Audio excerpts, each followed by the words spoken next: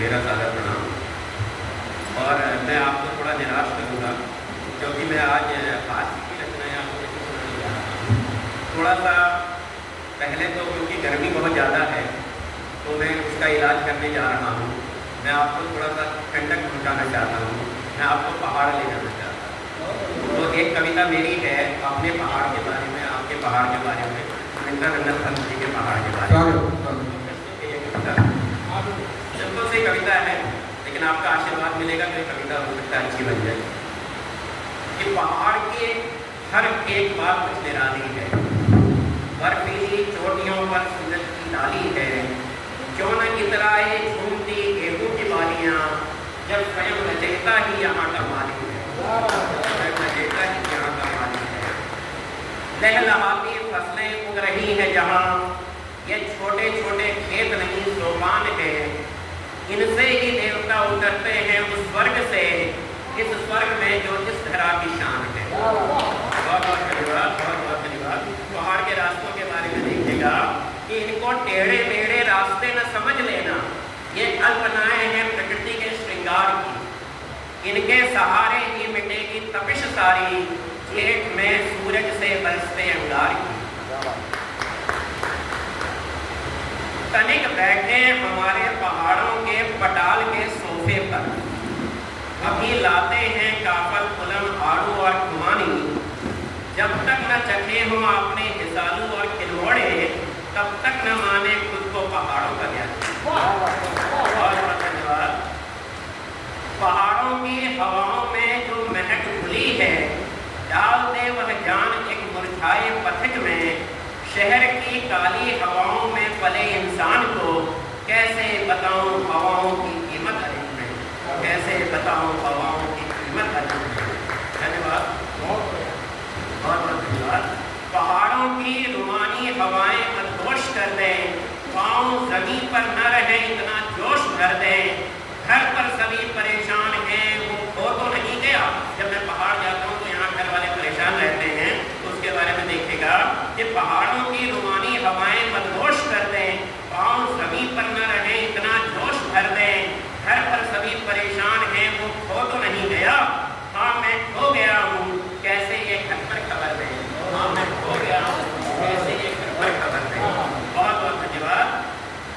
अंत में देखेगा कि चिड़िया का चहचहाना जहाँ अलार्म सा प्रतीत हो, चिड़िया का चहचहाना जहाँ अलार्म सा प्रतीत हो, क्या स्नूज़ कर पाओगे इस नैसर्गिक संगीत को?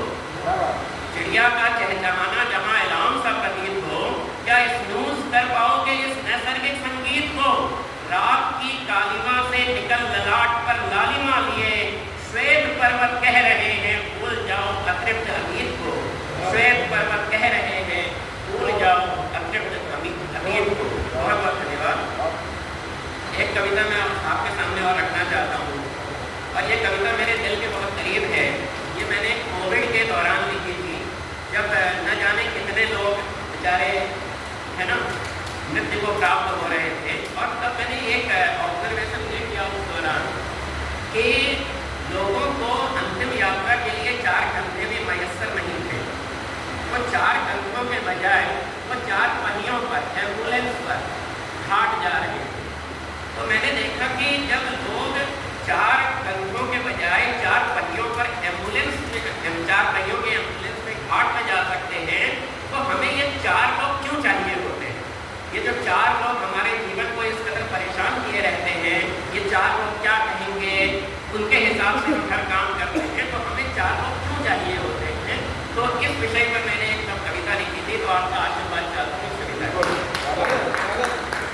तो कविता है 4 लोग, क्यों मेरी अभिरुचियों को सदा बाधित करते हैं ये 4 लोग, क्यों मेरी अभिरुचियों को सदा बाधित करते हैं ये 4 लोग, क्यों मेरी हर सांस की आयु को निर्धारित करते हैं ये 4 लोग, क्यों मेरे जीवन की नाव की पतवार इन्होंने जबरन थामी है, क्यों मेरे जीवन की गति को संचालित करते हैं ये 4 लोग, क्यों मेरे जीवन की गति को संचालित करते हैं ये 4 लोग, क्यों मेरी असफलता के जुलूस के सदा सदस्य रहते हैं ये 4 लोग, क्यों मेरी असफलता के जुलूस के सदा सदस्य रहते हैं ये 4 लोग, क्यों मेरी निंदा जिंदा बैठक में शामिल अवश्य रहते हैं ये चार लोग, जब मेरी नस नस की खबर पल पल रखते हैं ये चार लोग, क्यों तब मेरे जीवन के कठिन पलों में अदृश्य रहते हैं ये चार लोग, क्यों तब मेरे जीवन के कठिन पलों में अदृश्य रहते हैं ये चार लोग।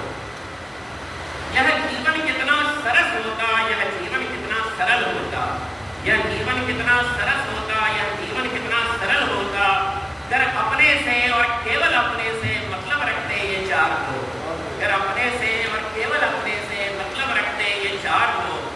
यह जीवन कितना तरल होता, यह जीवन कितना तरल होता, सांपों में ही केवल तरल होता, यह जीवन कितना तरल होता, सांपों में ही केवल तरल होता, अगर हमको अपने हिस्से का जीवन हमको ही जीने देते ये चार लोग, अगर हमको अपने हिस्से का जीवन हमको ही जीने देते ये चार लोग। और अंत में जब चिता की अग्नि में भी हाथ कांपते हुए, जब चिता की अग्नि में भी हाथ कांपते हुए मृतक की कुछ कमियां निकाल जाते हैं ये चार लोग, जब चिता की अग्नि में भी हाथ कांपते हुए मृतक की कमियां